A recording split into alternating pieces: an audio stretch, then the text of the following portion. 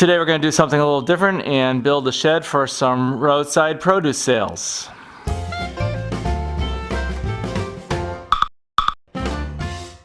These videos are brought to you by our Patreon contributors. Our top contributors are aquaponics.ai, growpockets.com, trueaquaponics.com, and glassbottleoutlet.com. Thanks for your support. Now I've already purchased all my lumber. My neighbor runs a sawmill, so I got some rough sawn pine, and he made up some 1x10s and some 2x4s and 4x4s for me. And this is just a couple $100 in material, which is a fraction of what it would cost, especially now, as buying material from a hardware store. This is all true dimensional lumber too, so when you buy a 2x4, it really is a 2x4, not like the lumber yard stuff. And this is a 1x10, 10 inches, and it's 1 inch thick, so this is some pretty serious stuff. Of course, it hasn't been planed down at all like what you would get at a lumber yard, so it is very rough and has plenty of splinters.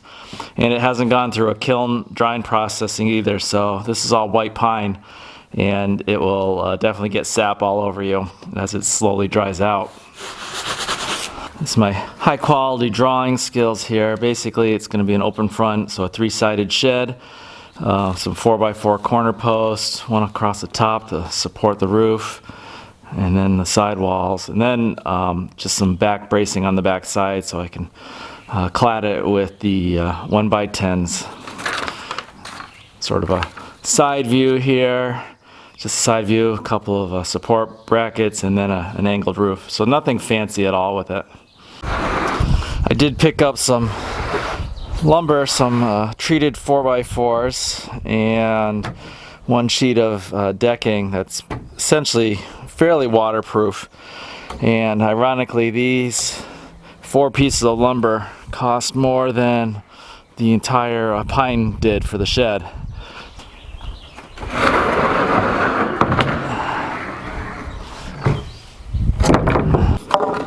I'm going to use these 4x4s on the bottom and use them as a runner. I'm going to angle these so I can push this thing around and not have them dig into the ground. I want to be able to move this around. I can just push it with the tractor.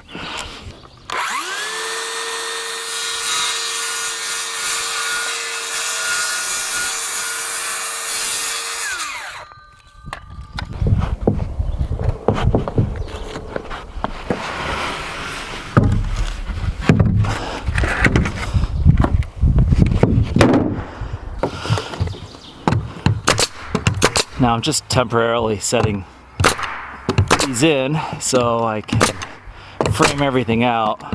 Once I put the framing on, it will all hold together through all the walls, because a couple of nails will never hold these in just from moving it around. They'll fall out.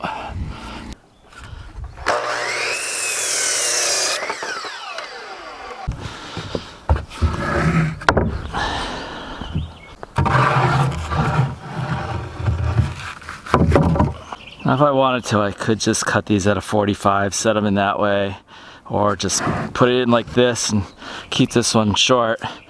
But I think overall, for the best strength, is I'm just gonna remove this material and then overlap the two of them, so that way this whole thing will just be anchored down properly, and any movement will get shifted into the skids.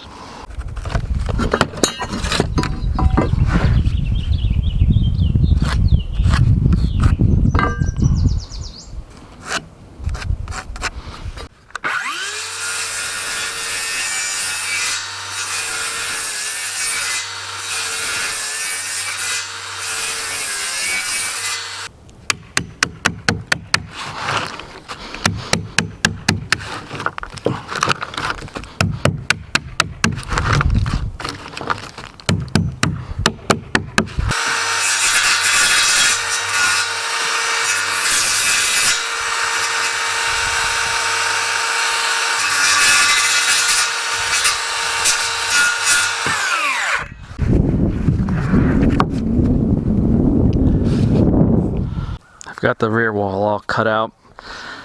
While it's down on the ground, it's just easier to assemble it and lift it up into place. So I'll take care of that now.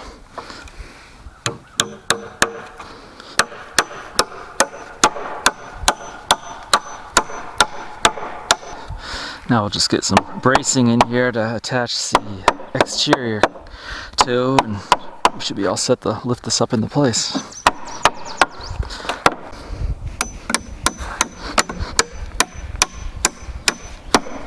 I'll even throw in a couple of diagonal braces, which I'm sure are completely unnecessary for something this size.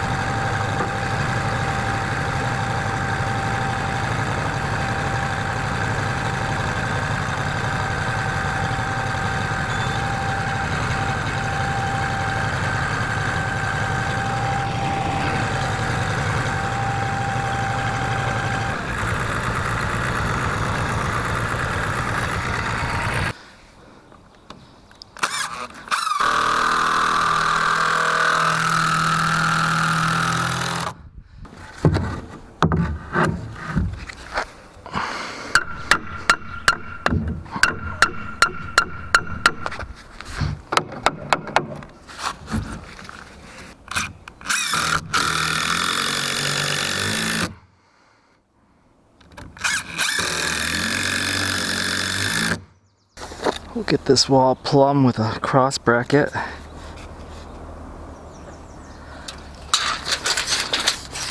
And then we won't need the tractor to hold it up anymore.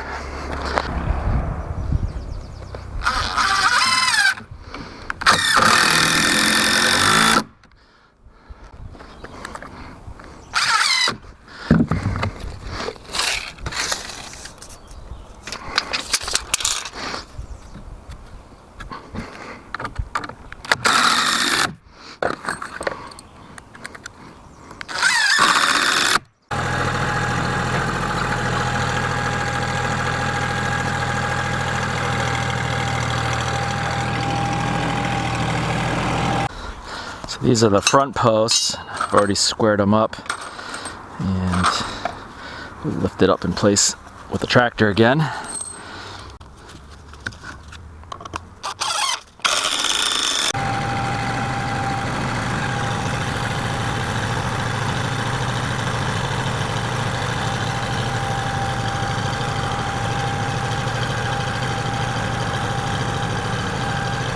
I've been debating that this front posts were too high.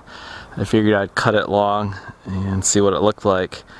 My original plan was supposed to be 6 inches shorter, but I think it's just too tall. Proportionally, this whole thing doesn't look right. And once the roof line is on, it would look something like that, which I think is too steep. So we're going to take it down to 6 inches and be more of an angle like that. So I think it'll just look a little bit better without such a steep roof on it.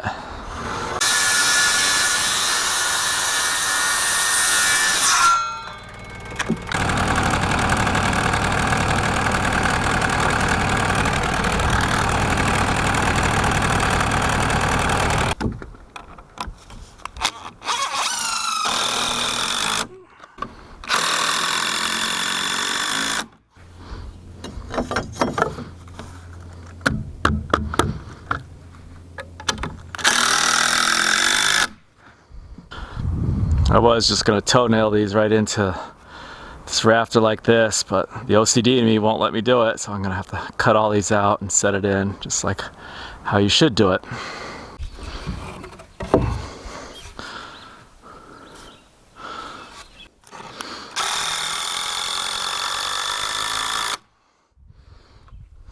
Normally this roof would have just kept coming up like this, but I think I'm going to get a little fancier and have it come down like this, make a nice area for the water to come off, and should help keep a little bit more rain from getting inside of it.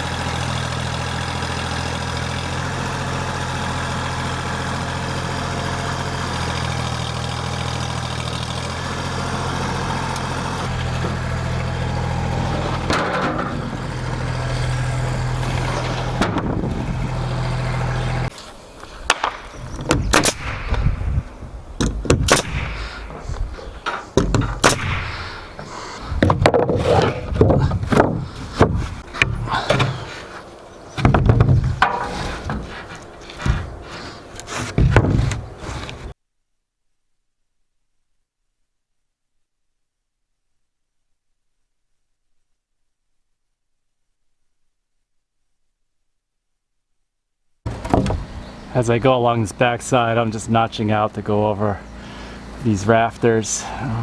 There's no need to put a soffit or fascia in here at all. I don't have to deal with any ventilation issues. I'm not building a house here, it's just a shed.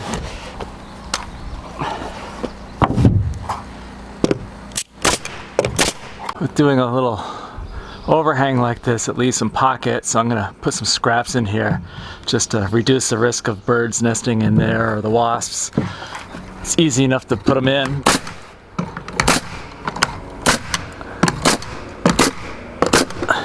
And it cleans it up and makes it look much nicer.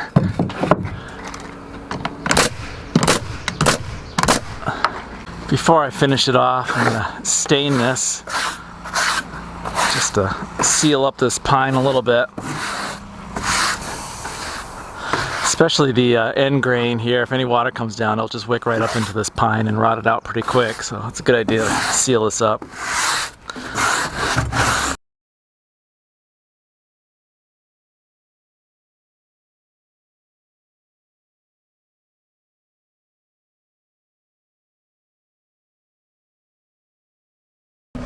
I ran out of stain, so I might as well move on to putting the shingles on.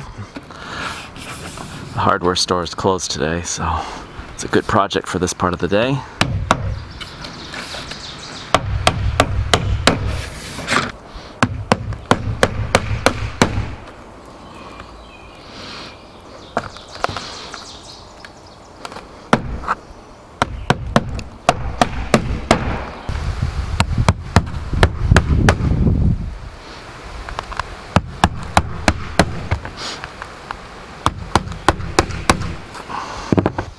Well, that doesn't look too bad. I ran out of shingles and needed to add 3 more tabs in. And surprisingly, I found some that were almost the same color. You can see these a little different, but it's close enough for a shed. And nobody's gonna see it up here. I have a little bit of a rain delay, so I ripped down some extra boards into these 2-inch battens, and we'll get those stained and put them up so everything dries out a little bit.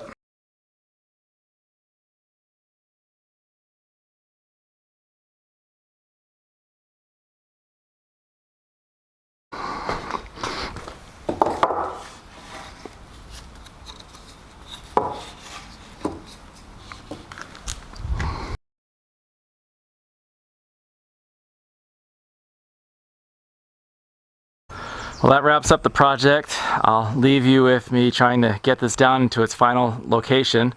Overall, I'm really happy with it. I decided not to stain the inside. I went through almost 2 gallons of stain just on the exterior, and it was $60 a gallon. And I'd probably need at least another one on the inside, and the pine really sucks up the stain. So I'm gonna pass on staining the inside. I've had a lot of comments on Instagram and on Facebook as I've posted my progress on this that it sort of looks like a bus stop. And I guess it does, but it's the way it is. I'm basically going to put a refrigerator in here and a couple of shelves and put some produce out by the side of the road. I hope you enjoyed this, and thanks for watching.